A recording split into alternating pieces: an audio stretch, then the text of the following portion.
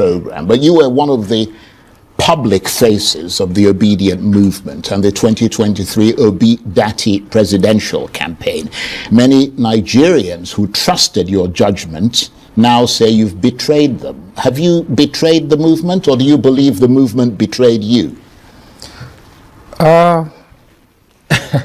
Very, very funny. Well, it's not funny, actually. It's a very, it is reasonable... Yeah, it is, because you see... Quite unfunny question. When I left the APC to take up the role of National Deputy Campaign Manager for Obidient Presidential Campaign Council, President Muhammadu Buhari's aircraft was in my hangar for a major overhaul. You know the C-check, D-check that people normally do overseas?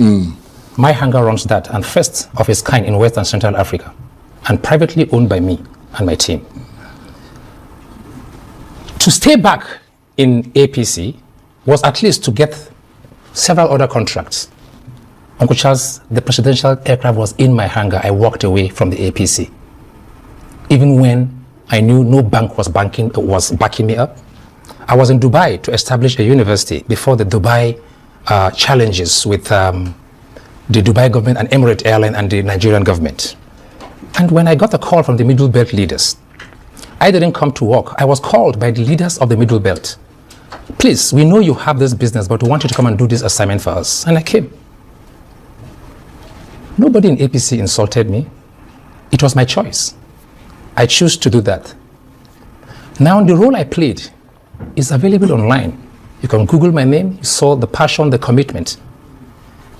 Today, if I have a fallout or things are not the way I expected, and I go back to APC where I come from, the same way APC took it when I went to a Labour Party, why is the other side not taking it? It's a question I'm yet to receive answer for, because it's a choice. I think the issue here is the fact that you're going from one party to the other. It suggests somebody who doesn't have any principles, who simply goes wherever the wind takes you.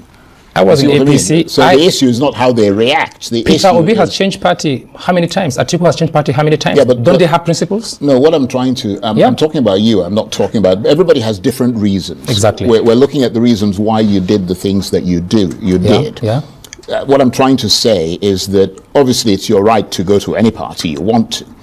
But the question is... Why? Well, why you think that there is some justification or that the people who you if you like try to engender their trust and now for all intents and purposes has broken that trust, why they shouldn't react negatively to you. So I mean, you're saying that the APC couldn't care less whether you left or not. I mean, that's the APC. If other people thought of you as a principled person, nothing has changed. If they thought of you as a principled person and you then let them down, you don't think they should be miffed that you left? I'm not going to stay here to speak against my former principal. That's not why I'm here. And I'll tell you something. I don't do politics of bitterness. You can ask anybody in the Obidient Movement, who is the person who made effort to reconcile all the crises going on, even during the campaign? It was Isaac Balami. I'm going somewhere, please. Yeah. Who is the person who called the top 12 support group of the Obidient Campaign Council and funded a retreat in Abuja and raised over 300,000 volunteers, agents, that the party and the campaign council didn't use? I just left because, one, there was a reason why I left the APC. Two major reasons. I'm a Christian from Borno State, and you saw the killings against Christians over the years. And then the issue of the marginalization of ethnic nationalities. So when the elders called me and I chaired Plateau State rally, flag of campaign, and I chaired Nasarawa State, I did that because I believed in what I was doing. You mean the flag of campaign for whom? For Peter Obi. Right. Okay. I was the chairman. I chaired it, including Nasarawa State, where he got his 2 highest votes. Now, the question here is, at the end of the campaign, after election, I wasn't happy, and I made it clear. And I'm not here to talk against my principle. Not just me.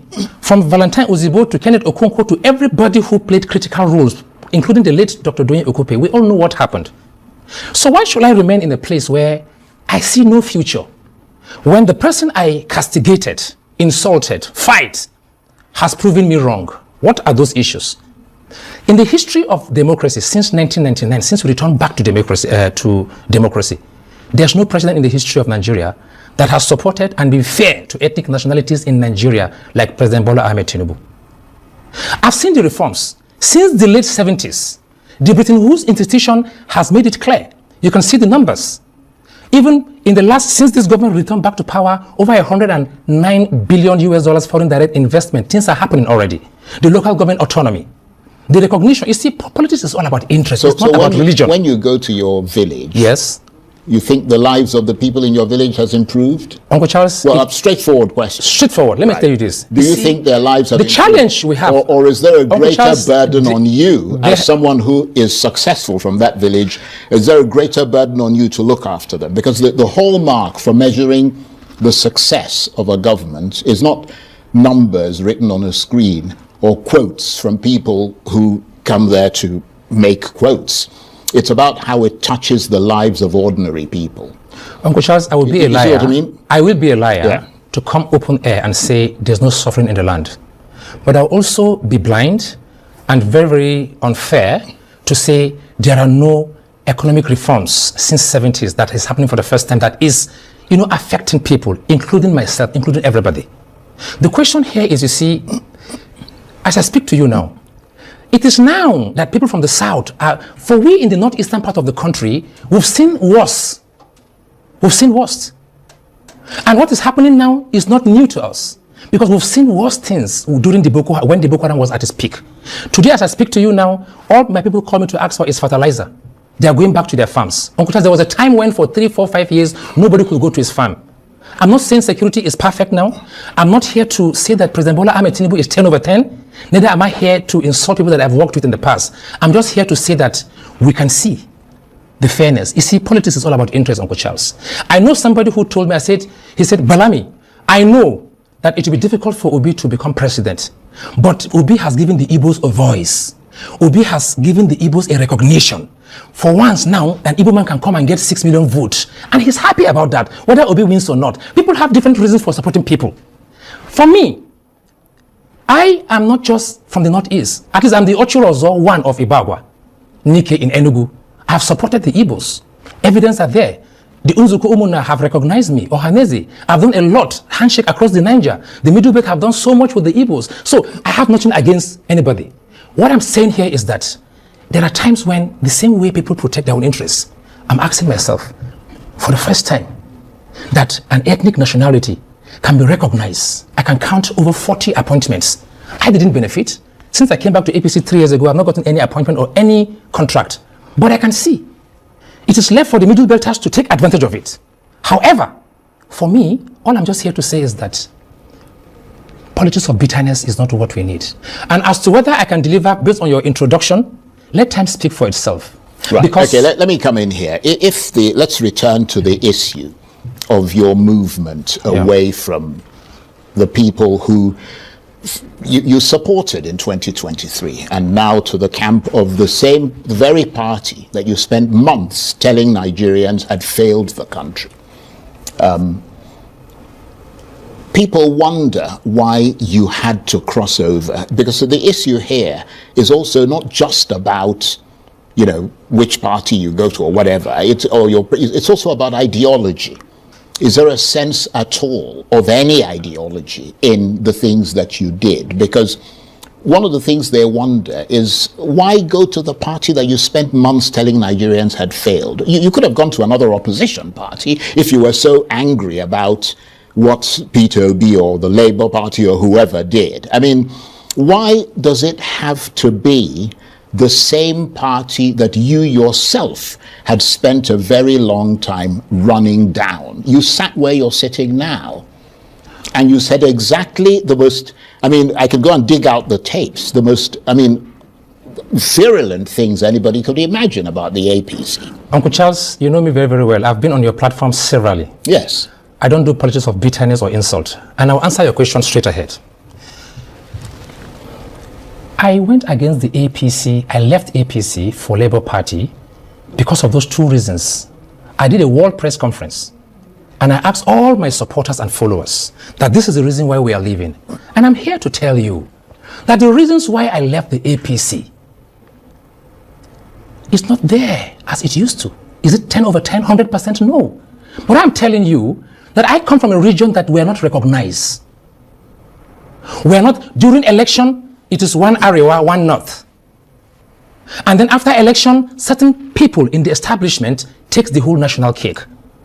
And for the first time, the voice of a minority in the 19 northern states is being listened to. For the first time, I'm seeing that I have my family and friends that are currently being employed as forest guard in my village, and we know what we need to do to safeguard our village. For the first time, I've seen the local government autonomy almost being implemented and about to start. No president has had the guts, the boldness to do what President Bola Ahmed Tinubu has done. Now, what is wrong if you are angry with somebody for a particular reason and the person has proven you wrong? What is wrong in humbling yourself and saying, oh, you are right, now we can work together? There's nothing wrong in that. And that is why, you see, it surprises me, you know, when people, if I had come back to APC because of my personal gains, Uncle Charles, you know, I run a hangar in London. If I choose not to work again, God has already blessed me. Yeah, let me ask you this. You claim that one of the reasons you gave for leaving the APC then, well, not the APC, I'm talking about the Obidients sort of campaign thing. You claim that loyal campaigners were, like yourself, were abandoned after 2023. Were those grievances that you held about ideology and leadership, or simply about people not getting appointments and political rewards? Because I seem to remember you talking about remunerations and things. No, that was part of what virtually everybody who left talked about. But I've said one thing that maybe people are not listening. I have made up my mind not to belong to any movement that cannot stand their ground and do what is right and win elections.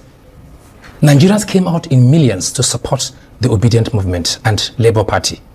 We dashed their hopes. We failed them. We couldn't defend the vote. Common agent we couldn't raise. We couldn't pay the agent, even though the money you have sat here and said exactly that you believe that Peter Obi won the election in 2023. That is a past tense. No, it's not past tense. I'm asking. I said I believe because I said I believe, but we couldn't prove it. You couldn't prove it. Yeah, but you said you believed that. So that meant what do you expect for somebody who was a deputy campaign manager of a party that gave out? I gave my all. So basically, you lied then if you said that Peter Obi won, and now you're saying that he did. You don't believe he won. I'm trying to understand. No, you see, these are two separate things. Whether he win or I am telling you here that we went to court and we had no from EC. It is because we had no agents. Yeah, but there's a place I'm going to. And I put my resources. There's a place I'm going to.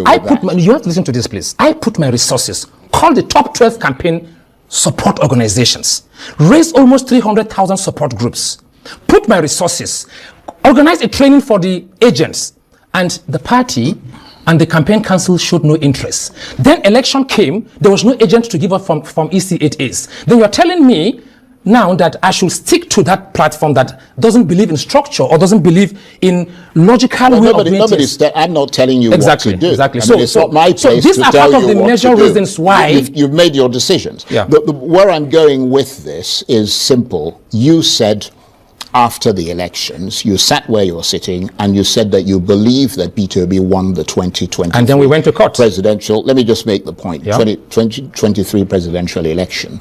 And the upshot of what you were saying is that he was essentially turfed out of that victory, conned out of that victory. And as the upshot of what you were saying is that the person who is in power at the moment was the architect of that turfing out of Peter Obi. Whatever happened to that thing that you spoke so that you spoke about as a principled position that you had taken? That has now disappeared. No, and principle has nothing to do with who won and who did not win the court. So this is a pragmatic decision on your part.